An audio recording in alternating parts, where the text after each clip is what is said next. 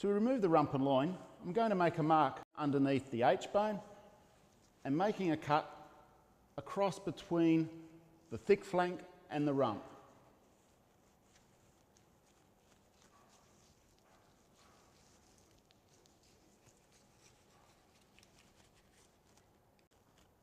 Slicing through the meat, locating the cup joint. Then we get the handsaw and saw through the H-bone.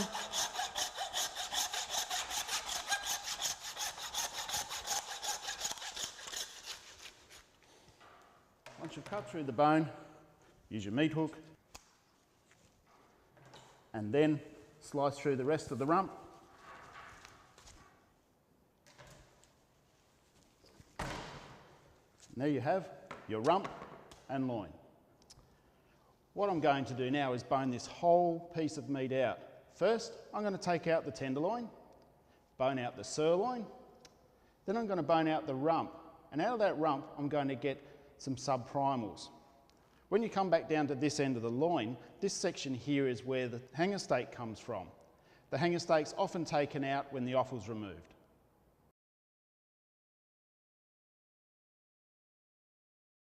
Firstly, to remove the tenderloin, must follow the rump bone down and all the way along the vertebrae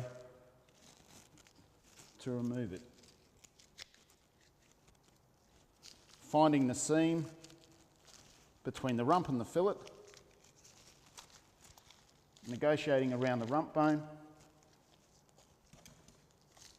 until you can remove the whole primal.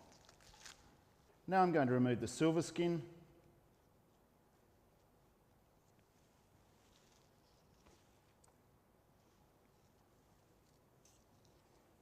to produce the butt fillet, the centre cut and the tail.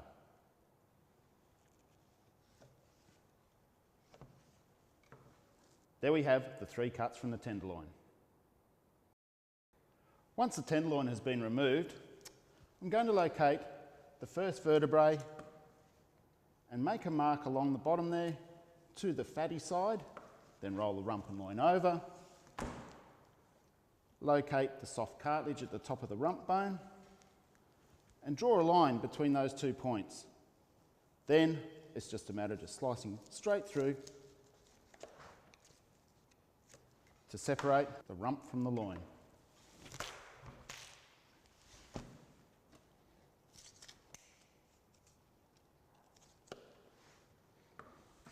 There we have your loin and your rump.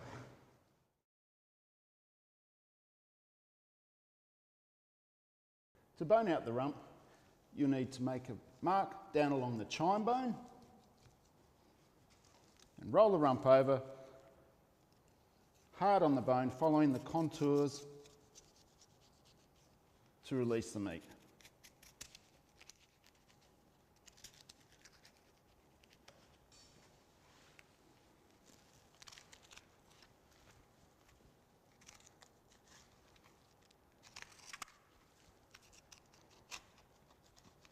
Once you've removed the bone, just trim off any excess fat.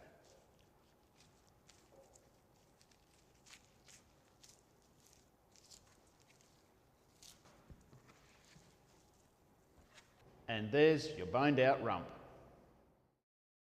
Now that the bone has been removed, I'm going to show you how to get 4 subprimals out of the 1 primal.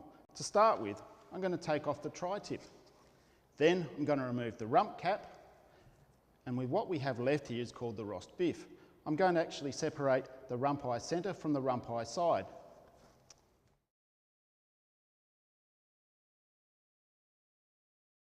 Now, to take off the tri-tip, just find the little seam at the end of the tail and mark all the way through. Trim off any excess.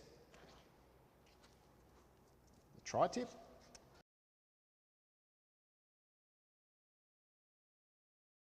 Now to remove the rump cap, find that seam in between the roast beef and the cap, and that'll pull away quite easily.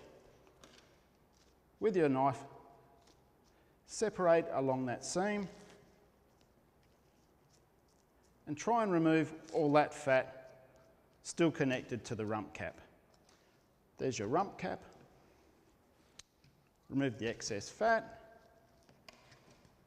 trim off the excess. There's a little bit of silver skin on the side there. That's best removed, otherwise it curls up during cooking.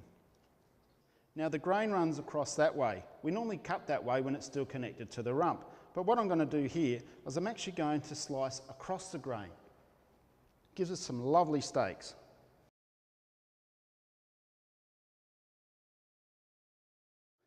What I have left here now is called the roast beef.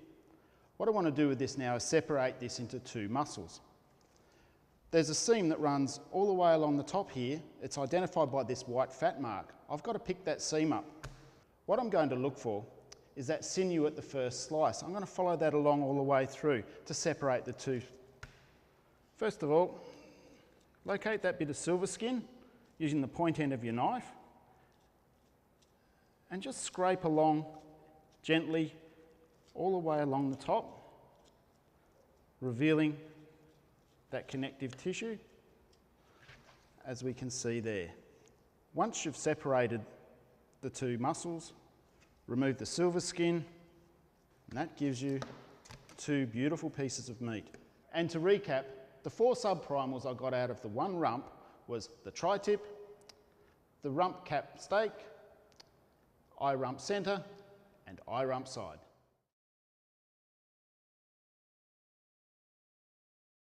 The last primal from the rump and loin to bone out is the sirloin. All I have to do is run my knife hard against the bone, down the feather bones, turn the sirloin over, following the rib bones down, again hard on the bone, releasing the meat.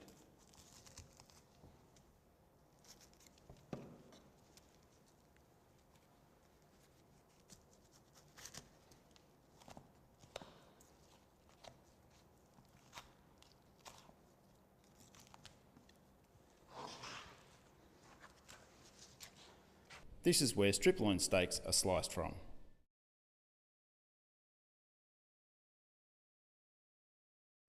Another cut we get from the loin is a T-bone. Mark them at the desired thickness, then cut them on the bandsaw, separating the meat as you slice them through, which gives us our T-bone.